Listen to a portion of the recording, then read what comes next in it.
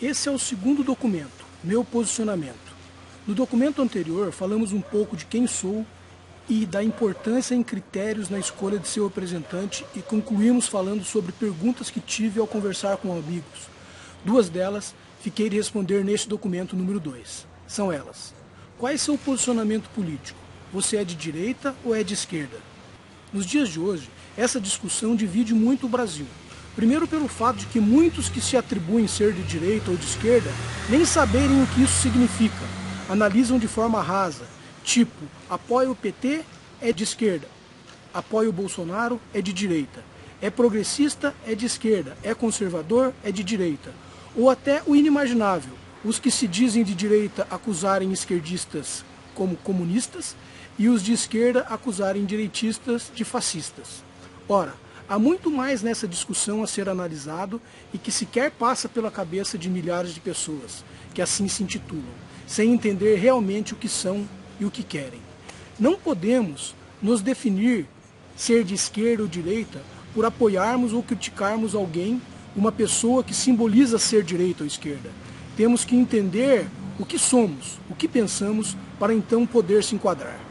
Além disso, ser direita ou esquerda é algo relativo e não absoluto. Por exemplo, atribui-se de forma geral à direita o Estado mínimo, a defesa de valores como a meritocracia, a livre iniciativa, a eficiência, o planejamento e o patriotismo. Considerando isso tudo, eu seria de direita.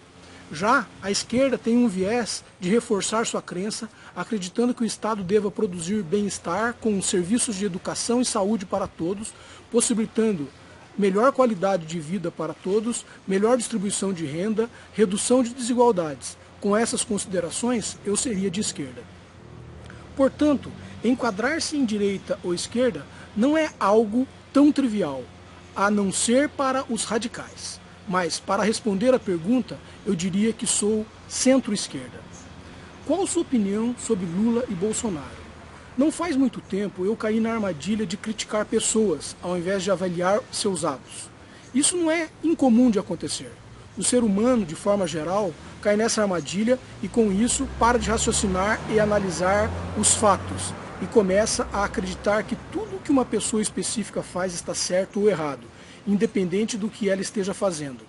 Isso acaba retirando seu senso de raciocínio e análise, fazendo com que reduza sua capacidade cognitiva e, consequentemente, gere avaliações injustas com determinadas ações. Nos dias de hoje, vemos isso em algumas situações bastante atípicas. Por exemplo, pessoas que certamente são contra a corrupção, em algumas situações acabam por defendê-la com o objetivo de defender quem a praticou e não o ato propriamente dito. Então, essa armadilha de falar sobre pessoa diretamente, de certa forma nos cega, e por isso, ao invés de criticar uma pessoa, prefiro avaliar seus atos e criticar os atos, e não a pessoa. Isso se aplica com especial a políticos. Falando de Lula e Bolsonaro, penso que deveriam ter um projeto para o Brasil, mas ainda não vi isso, de forma coerente, de nenhuma das partes. Se me perguntassem se eu era a favor ou contra o Bolsa Família quando ele foi lançado, meu posicionamento seria: se for um programa que visa reduzir a quantidade de miseráveis, reduzir a fome e incentivar que filhos dos beneficiários frequentem a escola, eu sou a favor. Agora, se for um programa que é transformado em um caça-votos com fins eleitorais, sou contra. Penso que o programa deveria ser apresentado via emenda à Constituição, se transformando em direito com regras definidas e que possam ser mensuradas e assim não poderia ser usado como compra velada de votos. Ou, se me perguntarem sobre o programa Mais Médicos, digo que meu posicionamento era contrário. Mas por quê? Perguntariam alguns. Porque no meu ponto de vista, quando o governo lança a mão de um programa é para resolver um problema. Então vamos analisar a situação. O Brasil estava com carência de médicos e o programa é lançado então para reduzir e mitigar essa carência. Mas o problema não pode ser analisado de forma tão simplista. A demanda de médicos era para atendimento básico em postos de saúde espalhados por todo o território nacional. Então precisávamos de médicos para fazer o primeiro atendimento, diagnosticar o problema, para então dar continuidade ao atendimento. Ora, para isso, precisamos fundamentalmente de comunicação clara e fluente entre paciente e doutor. a diferença da língua dos médicos cubanos me parece um problema extremamente grave e que ou não foi analisada ou foi feito vista grossa em relação ao problema. Segundo o Conselho Federal de Medicina, a situação de falta de médico melhorou de lá para cá. Em 2020, o Brasil tinha 2,4 médicos para cada 1.000 habitantes. Mas isso foi devido a alguma política pública para resolver o problema a longo prazo? Essa política pública estava clara no programa Mais Médicos? Parece-me que não. Outro aspecto a ser levado em consideração é que no Distrito Federal temos 5,1 médicos por habitante e em Macapá, capital do Amapá, a proporção é de 1,77. Isso em uma capital, imagine em cidades do interior. Devido a tudo que foi exposto, ainda hoje temos graves problemas relacionados à falta de médico ou relacionado à sua distribuição em todo o território nacional. Pois, sem contar os problemas que vemos diariamente nas capitais, com pessoas sendo amontoadas em corredores dos hospitais por falta de atendimento, existe uma carência ainda maior em pequenos municípios do interior, que não foram sanadas, demonstrando, portanto, que ações não foram feitas como deveriam ser, foram uma espécie de tapa-buraco para inglês ver, ou melhor, para eleitor ver. Pareceu-me que o programa estava mais preocupado em questões eleitoreiras do que resolver o problema de fato. Da mesma forma, se me perguntar se sou favorável ao projeto de armar a população, eu sou radicalmente contra. Acho que além de não resolver, agrava o problema de segurança pública do país. Já me perguntaram o que eu acho com relação a Bolsonaro ter vetado a PEC que tratava do aumento abusivo do fundo eleitoral. Eu sou favorável ao veto, pois é um abuso com a população, um fundo eleitoral desproporcional à realidade econômica do país. Veja, não importa se Lula fez, PT fez ou Bolsonaro fez. O que temos que analisar é o que foi feito e aí sim podemos nos posicionar melhor, analisar o ato e não quem o praticou. Mas infelizmente no Brasil vivemos um culto à personalidade, onde algumas pessoas são endeusadas e colocadas como salvadores da pátria. Não estou me referindo a Lula e a Bolsonaro somente, mas como o juiz Joaquim Barbosa num passado não tão recente, o juiz Sérgio Moro, quando já foi considerado herói nacional, para muitos ainda é, para outros perdeu esse status quando as denúncias do Intercept vieram a público. Com o ex-presidente FHC, o pai do Plano Real, também foi assim. E não esqueçamos do ex-presidente Collor, que travestido de caçador de marajás, o mesmo ocorreu. Esse culto de salvador da pátria vem ocorrendo há décadas, mas me parece que a colheita de resultado tem sido muito parecida. Os anos passam, as décadas passam e o povo continua com a mesma prática. E assim continuamos sendo não o que poderíamos ser, mas o que países desenvolvidos querem que sejamos, e pelo jeito, com o apoio incondicional desses governantes. Aqui no Brasil, me parece que estamos, nas últimas décadas, vivendo um período negro que me lembra o que Maquiavel ensinou em sua obra O Príncipe. Os homens devem ser mimados ou exterminados. Parece-me que nossos políticos optaram em mimar quando os assuntos estão relacionados a interesses próprios, e em exterminar quando o tema é voltado ao bem geral da população. Quando comento isso com amigos, alguns dizem que exagero, mas reflita comigo. Não é exterminar deixar mais de 13 milhões de pessoas sem emprego? Não é exterminar se das 90 milhões de pessoas ocupadas no Brasil, perto de 35 milhões são trabalhadores informais? Não é exterminar deixar que a desigualdade social deixe quase 28 milhões de pessoas abaixo da linha da pobreza, muitos passando fome? Não é exterminar se mesmo com a alta carga tributária o cidadão de classe média precisa contratar serviços de educação, segurança, por não ter serviços prestados pelo Estado? Não é exterminar quando fazem de tudo para um fundo eleitoral com bilhões de reais, no mesmo momento que se fez cortes em educação, ciência e tecnologia, até da saúde em tempos de crise pandêmica? Não é exterminar quando políticos dizem ser contra a corrupção, mas na prática fazem de tudo para que tais atos acabem em impunidade? Não é exterminar quando políticos dizem ser contra o foro privilegiado e contra privilégios, mas na prática não abrem mão disso, alegando serem seus direitos? Não é exterminar quando políticos se escondem em orçamentos secretos ou decretações de sigilos de um século para esconder atos feitos por homens públicos, onde a transparência deveria ser a regra, afinal são pagos com o dinheiro do povo e escondem do patrão aquilo que fazem? Será que é exagero mesmo? Por isso, acredito que mudar nossa postura para escolher nossos candidatos seja um primeiro passo. Isso acabará resultando em uma renovação das casas legislativas e também nos representantes do Executivo, resultando em novos rumos para a política brasileira.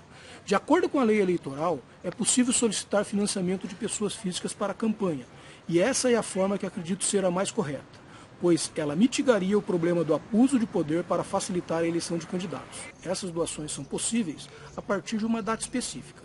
quando estiverem liberadas, disponibilizaremos essa possibilidade, mas não com o objetivo de angariar recursos para uma campanha abastada, e sim aberta a doações simbólicas que demonstrem apoio ao projeto e permitem cobrir custos básicos do projeto. Além de responder essas perguntas, incluo nesse documento alguns temas que demonstrem um pouco o meu posicionamento político.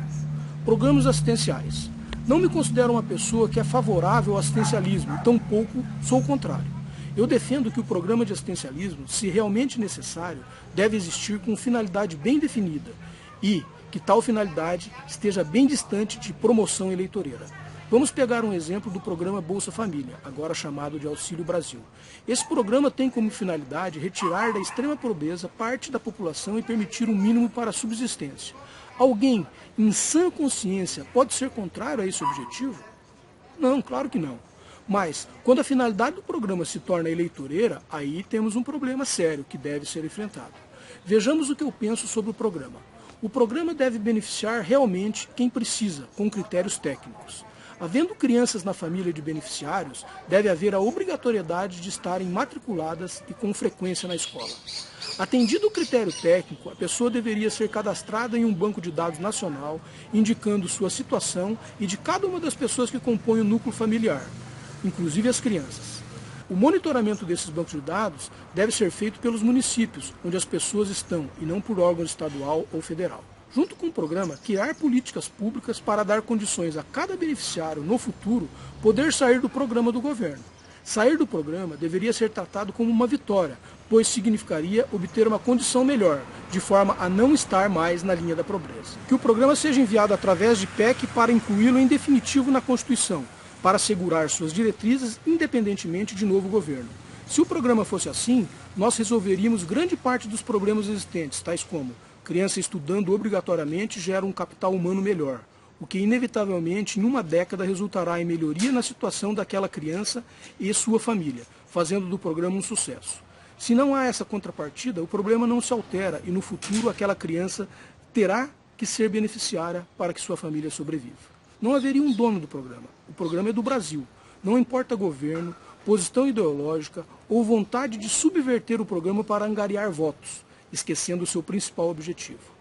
Com o banco de dados dos beneficiários, seria possível políticas municipais que permitiriam, por exemplo, melhorar a capacidade dos beneficiários e, a longo prazo, possibilitar uma melhor qualidade de vida. Hoje o programa está fadado a morrer e renascer perto de cada eleição. Chegamos ao ponto desse governo enviar o projeto que o programa tem validade até o final de 2022, ou seja, depois da eleição não tem mais. Prova categórica de que o programa tem sido usado como cabo eleitoral nas últimas eleições do Brasil. Educação de base no país. Defendo, aproveitando-me da ideia do projeto de Cristóvão Buarque, que a educação seja de máxima qualidade e disponível para todos, independente de classe social ou qualquer outro tipo de discriminação. Aqui falamos de educação de base, ou seja, não está incluído aí a educação universitária, que seria outro projeto a ser discutido. Mas, sem base, não há chance de qualquer projeto voltado somente à educação universitária.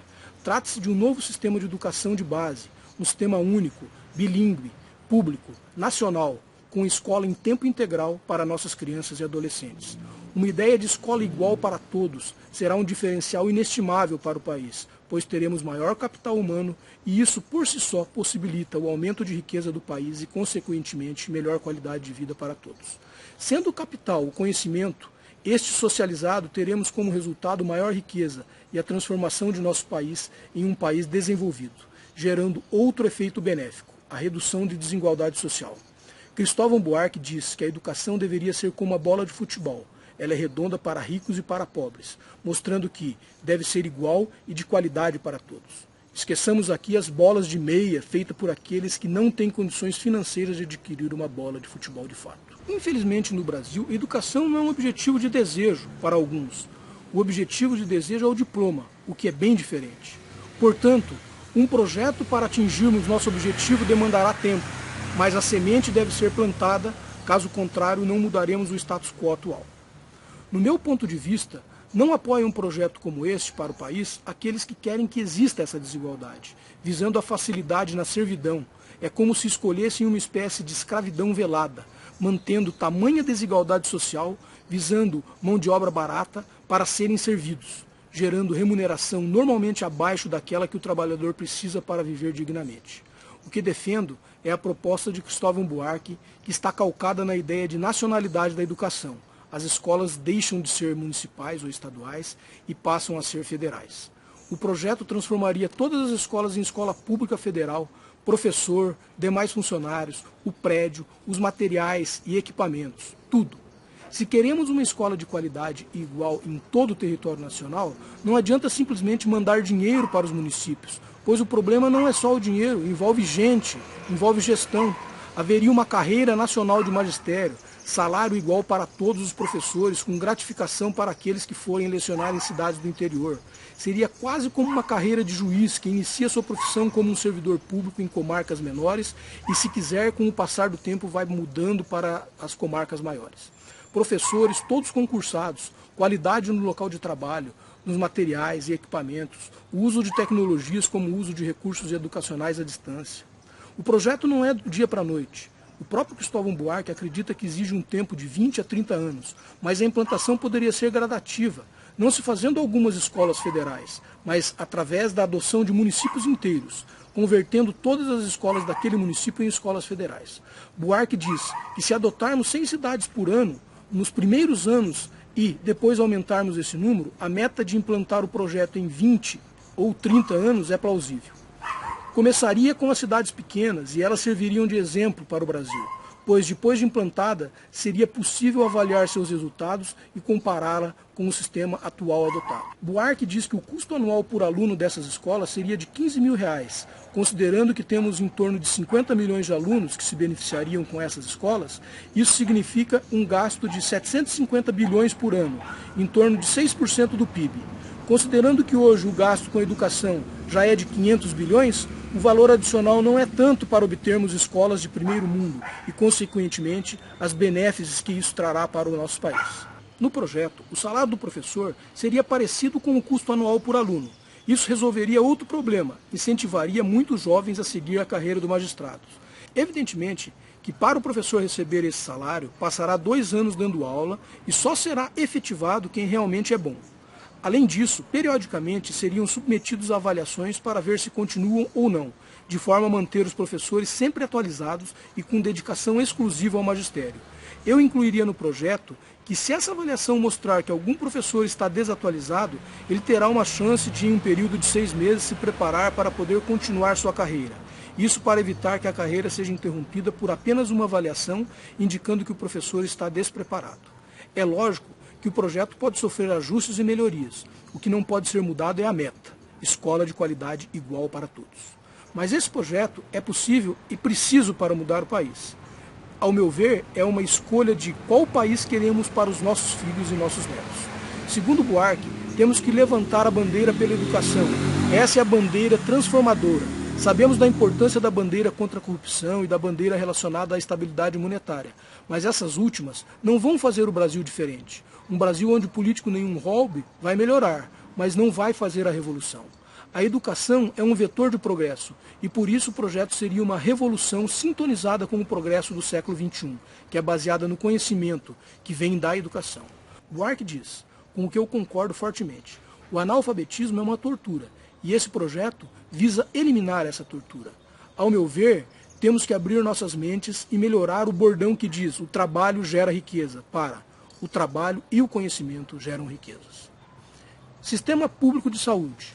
Apesar do Ministério da Saúde ter sido criado em 1953, o SUS só foi possível após a Constituição de 88. E foi uma grande conquista da população brasileira, considerando que, sem ele, o acesso à saúde, como tantas outras coisas, seria determinado pela classe social de cada indivíduo. No passado era assim, ficando grande parte da população com uma única possibilidade para conseguir atendimento: a filantropia de instituições religiosas como a Santa Casa de Misericórdia. Entretanto, apesar de sua existência, a saúde pública no Brasil ainda deixa a desejar. O sistema está perto do colapso e, tirando raríssimas exceções, tem se mostrado insuficiente e de baixa qualidade para atender ao povo. Os problemas decorrem em especial devido à falta de gestão, desvios de verbas e falta de investimento. Para ter uma ideia, um dos problemas é o mais básico: é a falta de médicos. Estima-se que há um médico para cada 470 pessoas, sem concentrar a concentração dos médicos nos grandes centros, fazendo com que essa escassez seja ainda maior no interior. Mas nenhum governo enfrenta o problema com políticas públicas que venha a mitigar esse problema para a próxima década. Tivemos uma tentativa da qual discordo, que foi o programa Mais Médicos, trazendo profissionais de Cuba, mas ao meu ver, a maior carência está no atendimento básico à população, o atendimento que exige diagnóstico, conversa e com médicos cubanos, sem aqui questionar a qualidade dos profissionais, mas de imediato temos o problema de comunicação, como expressei anteriormente. Então, o programa, ao meu ver, não avaliou o real problema do Brasil, nem buscou uma alternativa para médio e longo prazo resolver a situação. Mas o problema não para aí. A falta de leitos acaba gerando uma situação caótica, onde pessoas são atendidas em corredores de hospitais em condições precárias de estrutura e higiene. Além disso, a falta de investimento agrava a situação, gerando grande espera por atendimento. Sou então favorável ao SUS para o país, mas com um aumento de transparência para mitigar desvios, com melhoria na gestão, Ministérios da Saúde que entendam do problema de saúde e tenham experiência em gestão e, além de tudo isso, o acréscimo dos atuais pouco menos de 4% do orçamento, quando a média mundial é de mais de 11%. Não sou especialista no tema, mas sei que o tema está entre os 3 mais relevantes para o Estado prover com qualidade. Os outros 2 são educação e segurança pública. Segurança pública. O principal bem tutelado pelo Estado é a vida. Então, segurança pública deveria também ser um tema em constante análise pelos políticos, de tal forma a entender os problemas relacionados à tamanha insegurança em todos os cantos do país. São vários aspectos politizados em relação ao tema que tenho que adentrar. O primeiro é o volume crescente de prisões, considerando que mais de 50% são de jovens entre 18 a 24 anos. Outro problema é o custo de cada preso no Brasil, que é de aproximadamente R$2.000 por mês para os cofres públicos. Também temos o grande volume de jovens de primeira viagem, que ao entrar nas prisões, são cooptados pelas organizações criminosas, transformando-se em membros dessas organizações. Assim, um jovem que não tinha antecedentes criminais, ao ser preso será, quase que com certeza, transformado em um membro de organização criminosa, agravando o problema de política pública do país. Por fim, a transferência da responsabilidade da segurança pessoal ser delegada ao povo, armando a população, o que ao meu ver é um erro, que mais tende a ser um patrocínio à anarquia, um patrocínio a atentados em escolas, cinemas ou locais públicos de gente disparando e matando a esmo a população. É dever do Estado prover uma segurança pública de qualidade. Se a classe política não faz, é por sua admirável incompetência. É por não debruçar sobre o tema e buscar soluções e políticas públicas para resolver o problema. A gestão de política pública não é algo que possa ser de responsabilidade privada, é dever do Estado. Diferente de uma estrada que, por falta de competência de nossos governos, somos obrigados a pagar pedágio, mesmo pagando impostos para a manutenção de recuperação das rodovias, o IPVA. A solução para a segurança pública passa pela valorização dos seus profissionais e que esses sejam os verdadeiros exemplos de ordem e aplicação das leis. Intervencionismo do Estado. O meu posicionamento a respeito do Estado intervencionista não é tão radical que considere que o Estado deva ser mínimo e não intervir, ou intervir minimamente, e também não é tão radical que exija a intervenção severa do Estado. Penso que ter um posicionamento rígido a respeito, acabamos por perder 2 características importantes. A primeira, que é o Estado, através de sua força, que pode impor uma política de segurança pública firme e eficiente, uma saúde de qualidade e que cuide do povo quando ele mais precisa, e uma educação de base igualitária para todos, não importando classe social ou qualquer outro tipo de distinção, com escolas em período integral, bilíngue. Para esses 3 pilares, segurança, saúde e educação, eu sou favorável que o Estado seja mais forte e intervencionista.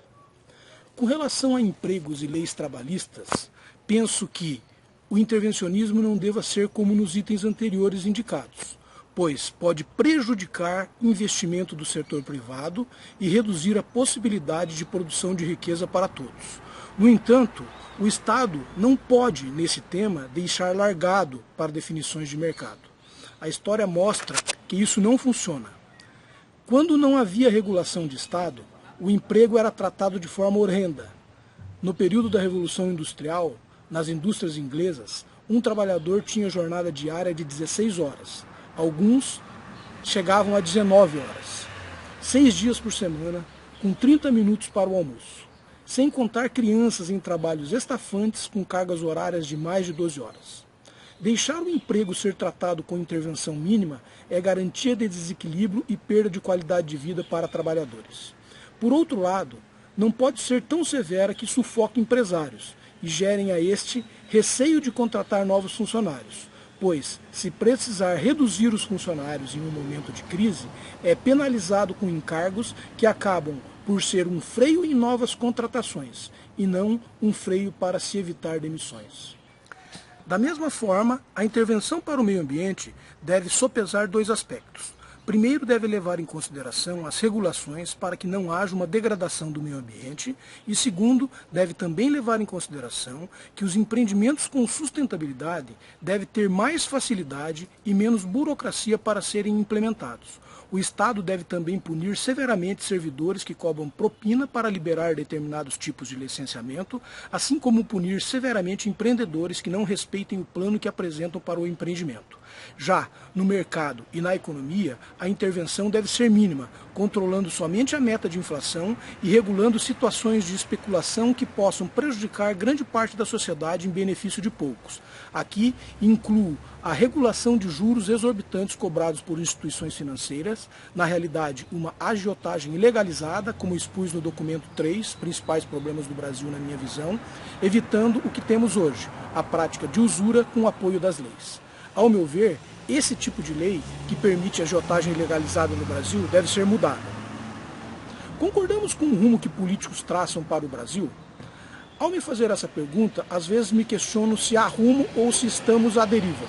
Por isso, é imperativo para mudarmos a situação que o Brasil se encontra, no que tange aos rumos definidos por nossos políticos ao futuro que será proporcionado aos nossos filhos e netos, parar de reclamar dos políticos e colocá-lo como uma causa perdida. Você, através de seu voto, desde que consciente, pode iniciar a mudança de rumo. Você, identificando o que acredita ser melhor para o país e comparando com propostas dos candidatos, poderá escolher quem melhor representa. Você saberá o que cobrar, visto que escolheu seu candidato pelos motivos que considera ser os motivos adequados. Candidatos que buscam reeleição é mais fácil de avaliar, pois é só verificar seu projeto anterior, suas realizações, acertos e erros, sopesar e verificar se ele realmente tem capacidade para lhe representar. Os candidatos novos, você tem que ver quais são as ideias, pontos de vista, posicionamentos, para ver se estão alinhados ao que você acredita. Por exemplo, se acredita que o fundo eleitoral é algo desprezível, não deveria votar em um candidato que, a olhos vistos, gasta uma fortuna para se eleger. Então, tente verificar se o candidato disponibiliza seus gastos e como é feito, se transparente ou de forma superficial. Se conseguirmos iniciar esse processo de mudança comportamental, de votarmos às cegas, mesmo que eu não seja o escolhido, já será benéfico, pois o mais importante é que tenhamos renovação de práticas e maior consciência para escolha. Para o jargão, chega do mesmo, tão utilizado, mas nunca praticado, comece a fazer sentido. Isso não é um processo fácil, onde 80% ou mais de nossa população sequer lembra em quem votou para deputado ou vereador. Se a maioria de candidatos sequer apresentam plano algum, e se provavelmente mais de 90% dos eleitores não estão dispostos a ler os planos de quem os disponibiliza. Mas é como a história de um velho pescador na praia, repleta de estrelas do mar agonizando na areia e que certamente morrerão. O pescador começa a pegar uma após uma as estrelas e jogá-las de volta ao mar. Um jovem, observando o que acontecia, perguntou ao pescador: "Por que o senhor está fazendo isso? Não vai adiantar, elas vão morrer." O experiente pescador responde: "Pode não adiantar para todas, mas para esta aqui, mostra uma estrela que está na sua mão, para ela vai adiantar", jogando a estrela novamente para o mar. Nosso futuro é como o futuro da estrela que estava na mão do pescador. A renovação nas casas legislativas é a estrela sendo jogada de volta para o mar. E só assim será possível que o rumo seja mudado e que um futuro melhor seja vislumbrado. Caso contrário, deixaremos todas as estrelas na praia e o retrocesso agonizará, não só a minha geração, como a geração de meus filhos, netos e bisnetos. Nossa campanha será baseada em custo próximo de zero. Todo gasto a ela relacionado será disponibilizado em nosso site, indicando qual despesa, qual a data e seu valor. Além disso, No site disponibilizaremos informações gerais que falem a respeito do candidato, demonstrem seu posicionamento, além de propostas de projetos que apresentará se for eleito. O deputado estadual tem como principal função legislar sobre tudo que não é atribuição da União ou municípios, considerando os interesses da população. Além disso, são funções do deputado fiscalizar o trabalho do Poder Executivo, ou seja, do governador, do vice-governador e dos secretários estaduais, julgando anualmente as contas prestadas pelo Executivo Estadual e fiscalizando outras ações administrativas, como a execução orçamentária, criar as comissões parlamentares de inquérito, CPIs, para investigar possíveis ilícitos na administração é outra atribuição que cabe aos deputados estaduais. Por fim, eles são responsáveis pela elaboração da Lei Orçamentária Anual, LOA, de seu estado. Então, se um candidato a deputado estadual está te prometendo asfaltar ou iluminar a sua rua, por exemplo, saiba que ele está mentindo e só quer seu voto, pois estas não são atribuições de um deputado estadual. Por fim, convido você a tomar conhecimento dos nossos conteúdos. Acesse o site www.celsomedeiros.com.br, que é o canal centralizador da campanha, e veja todos os conteúdos disponíveis e também outros canais de comunicação. Um grande abraço.